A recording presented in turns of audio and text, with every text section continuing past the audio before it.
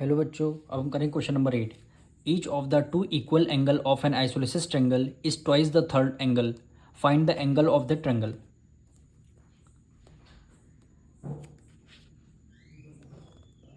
Question number 8 में आपसे बोला गया है आइसोलेसिस ट्रायंगल। क्या बोला है? Isosceles triangle.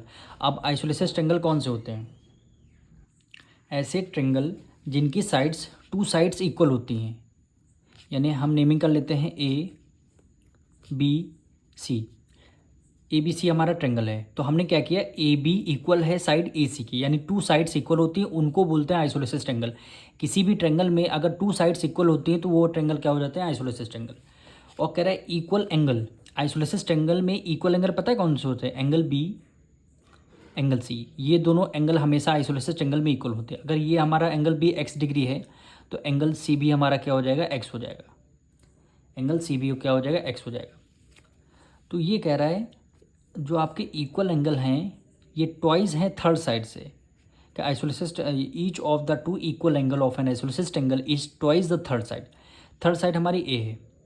एंगल ए अगर हमने एक्स ले लिया तो ये दोनों क्या हो जाएंगे? इसके ट्वाइस हो जाएंगे, यानी ये क्या हो जाएगा? 2x हो जाएगा। तो ये भी क्या हो जाएगा? 2x हो जाएगा। बात समझ में आई?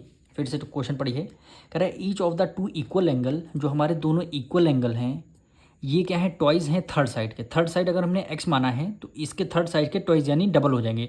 एंगल ए हमारा एक्स है तो एंगल बी हमारा 2x हो जाएगा, तो एंगल सी भी हमारा 2x हो जाएगा। यही क्वेश्चन में बोला गया है।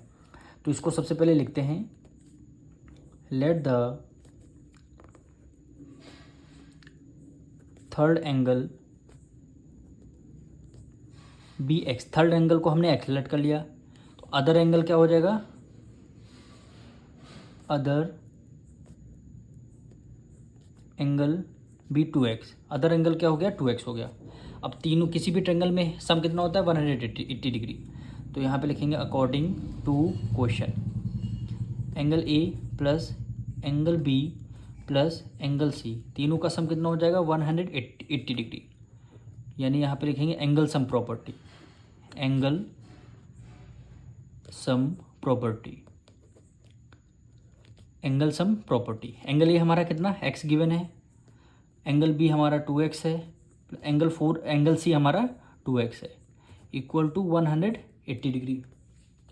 तो देखिए वेरिएबल यहाँ x है, यहाँ भी x है, वेरिएबल सेम है तो ऐड कर लेंगे। 2 + 2 4, 4 में 1 ऐड कर देंगे 5x।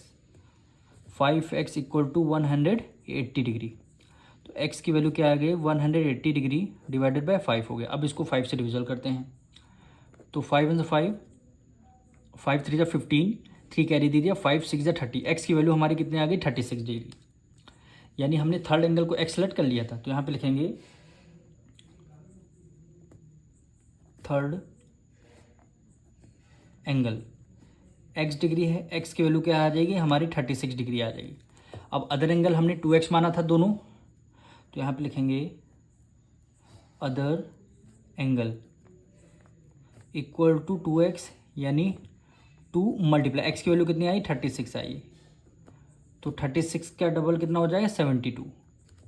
थर्ड एंगल आपका 36 डिग्री, अदर एंगल 72 डिग्री। अब मिलेंगे नेक्स्ट वीडियो में।